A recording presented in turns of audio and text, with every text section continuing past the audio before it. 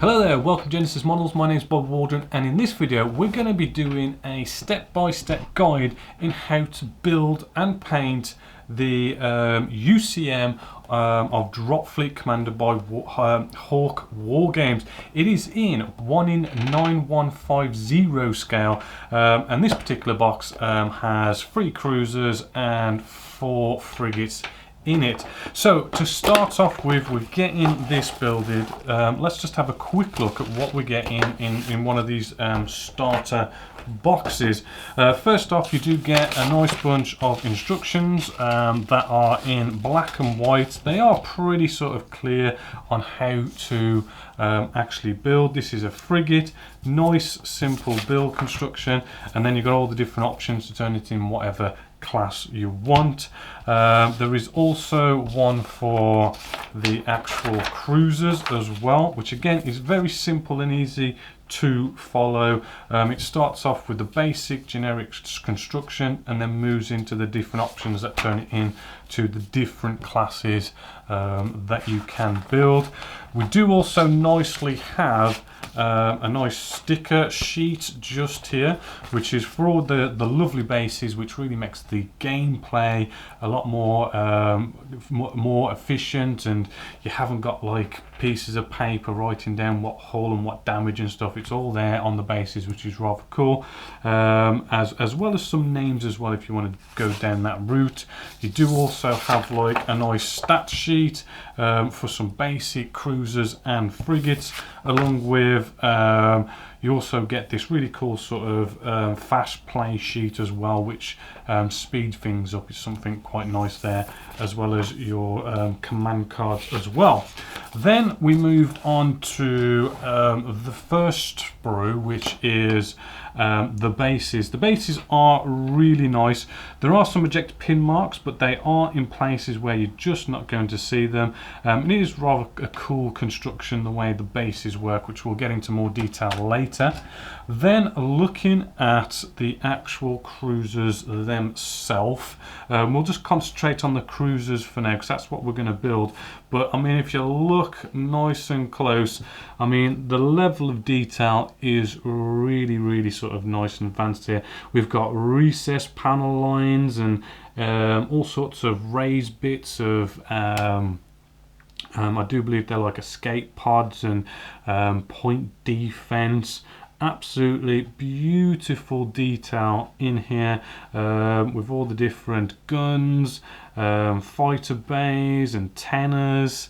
Absolutely gorgeous all the way around with this kit. Hopefully, as you can see, if we turn it over, we're not seeing any sort of nasty ejector pin marks or anything that's sort of going to make this not look so good at all. And if there are, they are in places where you're not going to see them. In fact, I'm not really seeing any ejector pin marks on the underside of this pretty much at all. So let's get started with the whole build construction. Let's go for the main body first. Now, when it comes to getting your pieces off of the sprue, you want to do it carefully. If you want to do this properly and professionally, we're going to start off with just at the top here. Now, I know that we're going to put this piece right on top of here, so where we cut this off absolutely doesn't matter. We can just cut them right up to the sprue, right, to just make our job nice and easy, and that's easy. On these ones on the underside, we're actually going to see them, right? So what you want to do is you want to not cut right up, but you want to actually move your cutters a bit up and leave like a bit of a 2 mil or a mil sort of gap, right, so that you leave some of the sprue sort of still on this piece. Right, so as you can see, they're sticking up, right, and what this means is we haven't sort of damaged. I mean, you might be able to see this one here might have sort of cut into the plastic a bit. Again, we don't have to worry about this top side, but we don't want that happening on the underside, because if you cut too close, you can leave all sorts of marks, and you potentially got to get some filler out, fill it in, sand it down, and all those kind of things. Then to actually get rid of these, there is sort of like a 2-stage process to this.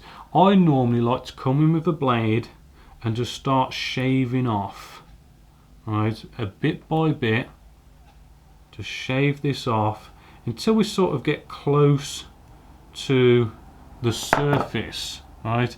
And then what we can do is we can get ourselves a bunch of sanding sticks out, right, to actually sand this nice and perfect, to make it look like there was no sort of sprue attached to that piece at all.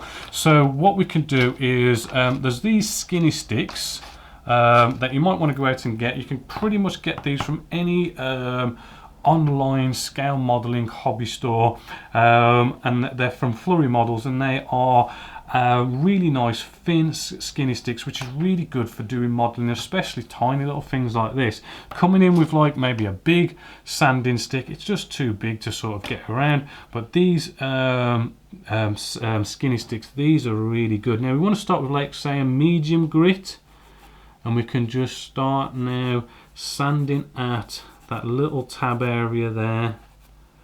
And just, you don't really want to be going that far. You don't want to be sort of sanding into the plastic that much. You just want to be really just sort of touching that tab and getting rid of that tab, and that is basically all you want to be getting rid of. So I'm just making sure that I've got rid of that tab now, which is almost there.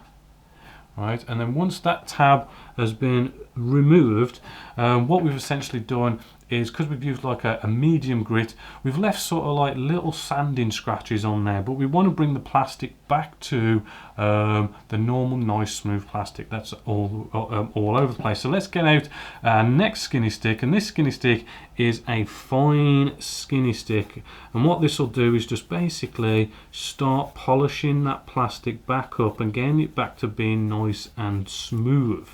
Right, and then we can come in with a really fine sanding stick. I like these blue ones. They've also got a bit of a curve, so if there's ever a curvature, it will sand with the curvature as well. And we just need a little bit there, and I'm looking at that now, and it's all being nicely brought back to looking like the rest of the actual miniature here, and we haven't got to worry about any marks or anything like that. So I'm going to do the rest. Next, what we want to do is actually glue these two pieces together. Now, when it comes to gluing, there's lots of glues you can use out there, but the one I would absolutely recommend every single time is Tamiya Extra Thin Cement. This stuff you could pay maybe around about £6–8. It was and used to be sort of really hard to get in the UK. You literally had to go off to China, Taiwan, Japan and actually import it in, which could cost a little bit more as well as waiting for it to come in, but they have got a little bit better and they are sort of more available in the UK, but they are really sort of potent, sort of really sort of smells bad, but they are absolutely brilliant for gluing plastic together. Now what we want to do is maybe get out a couple of pegs, right? This is just for nicely locking this in, and what we're going to do is we can get a peg, right, because with this stuff it's not like the old glue where you'd have to sort of come along and you'd glue around the piece and then bring the two pieces together and it all oozes out and you get it on your fingers, you've got cobwebs. Now it's actually, we actually glue this together, bring it together and then glue it. However, I do want to, we've got these little holes just here, I do want to just add a little dollop in those, right, just to help them. And what you want to do is actually get a peg, right, and we want to hold this down. Alright, but what I want to do is you want to sort of make sure we've got no steps, right? So we aren't sort of all wonky and we've got like a step. You want to make sure everything's nice and flush, right? And this is the cool thing about sort of bringing it together and then gluing it. We can actually make sure everything is perfect, and then we come along with the Tamiya Extra Thin Cement. Maybe let's bring you in for this. Right, and what you do is you just touch the seam line and you'll just see the glue just sucks right in to that seam line, because what's happening is, because Tamiya Extra Thin Cement is so thin, right, it's thinner than water, it's got this capillary action to suck into the gap, get between the two pieces of plastic, and then it doesn't bond the two pieces of plastic together in the sense of super glue. What it does, it actually melts the plastic, and then the plastic welds together, comes together, and you get an absolute solid join line. And you basically want to do that all the way around this piece. Now you do want to be careful around the pegs, right? Because if you do accidentally, say, touch the pegs, maybe the Tamiyax thin cement will have that capillary reaction to go down in between the pegs and the plastic, and then you'll leave marks on the side of your actual piece. So just go all the way around, and that should glue in really nice. And then really you can leave it for maybe 15 minutes and you're pretty much probably all ready to go. So with that nicely now glued together, I've just sort of cut off and prepped up all our bits of work here. We have the base as well, which I do leave these unglued, and you can leave them permanently unglued as well. Let's just get out a little hand drill. It's got something like a 1mm drill bit on there, and what we're going to do, we're going to sort of spice this model up a bit by actually adding a bit of extra detail, because our engines here are just flat. We can make them that little bit more interesting if we just add this bit of extra detail. Now I've got another hand drill here which has just got a sewing needle in there, and what I'm going to do is I'm going to use this to sort of make a pin, a little rivet, so to speak, of around about as close as you can get it with a Mark 1 eyeball, this dead center, right? And this little rivet we're making here is going to give our hand drill a guide to sort of drill through. Right, so now we can actually use that little rivet as a guide and just drill down. Right, not too far, just a little bit, right, maybe a little bit more. Right, and we could do the same with the other one, and this is basically like a nice little pilot hole ready for the bigger drill bit we're going to use, which I have one already on another hand drill just here. And what we're going to do is just drill this one out as well